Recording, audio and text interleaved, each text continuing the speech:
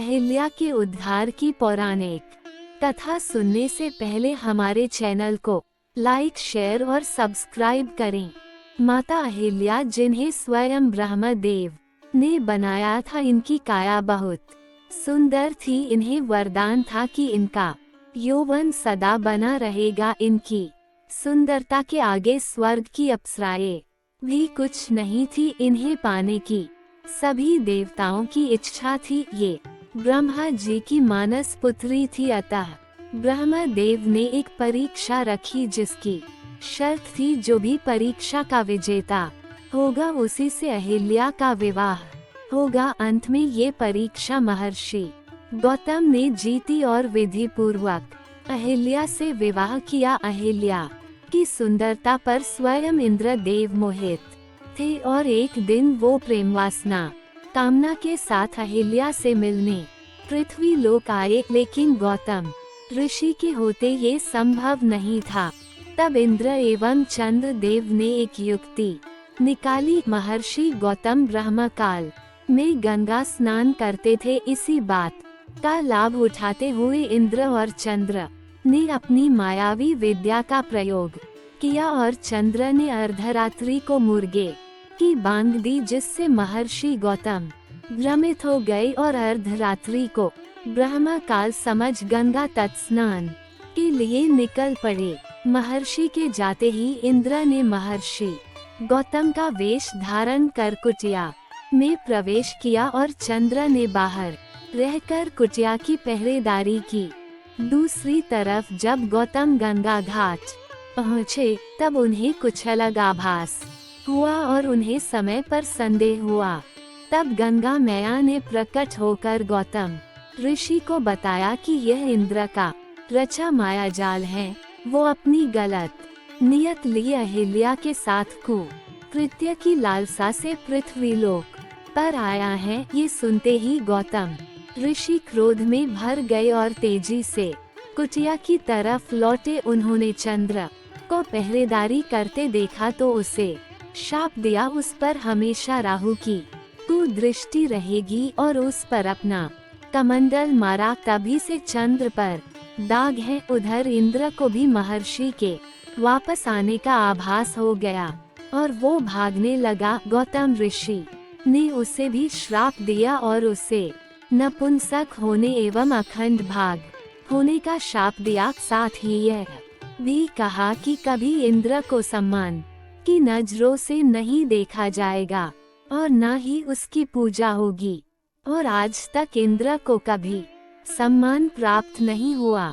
जब इंद्र भागने के लिए अपने मूल रूप में आया, तब अहिल्या को सत्य ज्ञात हुआ, लेकिन अनहोनी हो चुकी थी, जिसमें अहिल्या की अधिक गलती ना थी। उसके साथ तो बहुत बड़ा छल हुआ था, लेकिन महर्षि गौतम अत्यंत क्रोधित थे और उन्होंने अहिल्या को अनंत समय के लिए एक शिला में बदल जाने का शाप दे दिया। जब महर्षि का क्रोध शांत हुआ, तब उन्हें एहसास हुआ कि इस सब में अहिल्या की उतनी गलती नहीं थी, परंतु वे अपना शाप वापस नहीं ले सकते थे। अपने इस शाप से महर्षि गौतम भी बहुत दुखी थे। तब उन्होंने अहिल्या की शिला से कहा, जिस दिन तुम्हारी शिला पर किसी दिव्य आत्मा के चरणों की धूल स्पर्श होगी, उस दिन तुम्हारी मुक्ति हो जाएगी और तुम अपने पूर्व स्वरूप में पुनः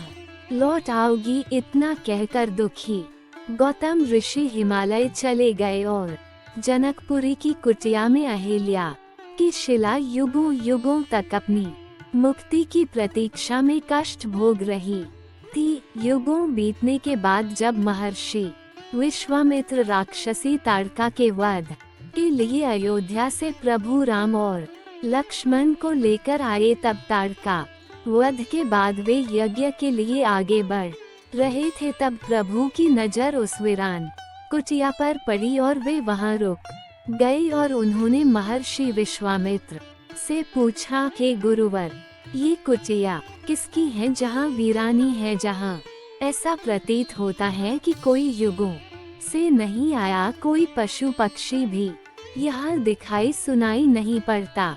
आखिर क्या है इस जगह का रहस्य।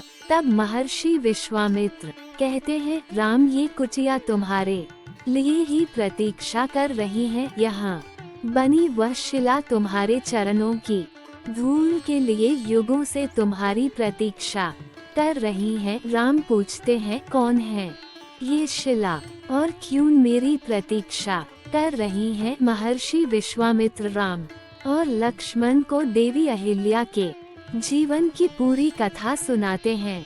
कथा सुनने के बाद राम अपने चरणों से शिला पर स्पर्श करते हैं और देखते ही देखते वह शिला एक सुंदर स्त्री में बदल जाती है और प्रभु राम का वंदन करती हैं। देवी अहिल्या राम से निवेदन करती हैं कि वो चाहती हैं उनके स्वामी महर्षि गौतम उन्हें क्षमा कर उन्हें पुनः अपने जीवन में स्थान दे। प्रभु राम अहिल्या से कहते हैं, देवी, आपकी इसमें लेश मात्र भी गलती ना थी और महर्षि गौतम भी अब आपसे क्रोधित नहीं है, अपितु वो भी दुखी हैं। अहिल्या के अपने स्वरूप में आते ही कुटिया में बाहर आ जाती हैं और पुनः पंछी चहचहाने लगते हैं। इस तरह प्रभु राम देवी अहिल्या का उद्धार करते हैं और आगे बढ़ते हुए जनक कन्या सीता के स्वयंवर का हिस्सा बनते हैं। आज के कलयुग समय में इंद्र जैसे अनेक हैं, लेकिन प्रभु राम जैसा कोई नहीं है। न ही प्रशासन एक नारी के चरित्र की रक्षा कर सकता है और न ही न्याय प्रणाली। फिर कैसे भारत भूमि को न्याय प्रिय समझा जाए, जहां न्याय का स्वरूप बदलता नहीं और अन्याय अपने पैर पसारे जा रहा है। भारत के पुराणों में नारी का स्थान देवी तुल्य है और आज के समय में इसे पैरों की धूल की तरह रौंदा जा रहा है। क्या आज का भारत इतना कमजोर है कि नारी की अस्मिता की रक्षा के लिए कोई कठोर दंड तक नहीं तय कर पा रहा है? यह विषय इतना भयावह रूप ले चुका है कि एक नारी अपने ही देश में अपमानित और असुरक्षित महसूस करती है। अपने हौसलों की उड़ान में वो अपनों को ही बाधा के रूप में देखती हैं। जिस देश की नारी की स्थिति ऐसी है, वो देश कैसे एक विकसित देश बनने की सोच सकता है, जबकि उस देश की न्याय प्रणाली उस देश की सबसे छोटी इकाई समाज के दो स्तंभ पुरुष एवं नारी में से नारी की नींव को खोखला कर है।